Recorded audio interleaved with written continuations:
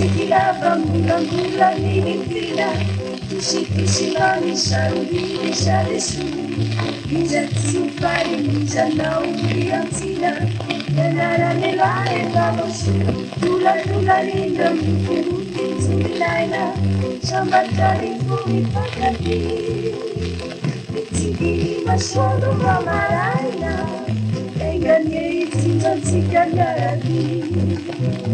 La lo le pamu Nishikukitia banatia vya mifu Nikile mkaraina Niyakundeira mamaraina Hatukipa bana na tukuyana Nikikiti bana kakukilela Tulu keli ya viazi vifaili Vitu maru karu ira Dinda kivenala ukaralisha tigaini Kanu tarirenya kanela usuvenira Yangula shamunze tiba mati kamatui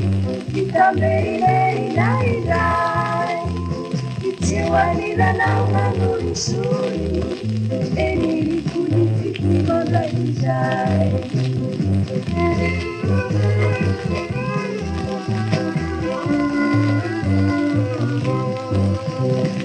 Tulu keli yadi ni baini Vitu maru karu ira Dinda kivenala ukaralisha tigaini Kanu tarirenya kanela usuvenira Yangula shamunze tiba mati kamatui Kita meiri na irai Itiwanila na unanuri shuri Eniri kunifiki magalijai La lo me kamu Nishikukitia banatia vya mifu Nikile mkaraina Niyakunelira mamaraina Hatukipa mana na jumuya nao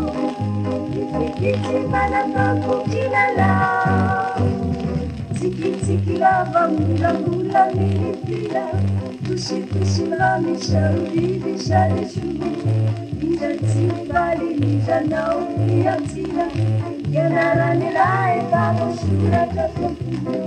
Dula rinda muti tuminaina Shamba tarifu ipakati Tikini mashodo wa maraina Enganye itika tika garadi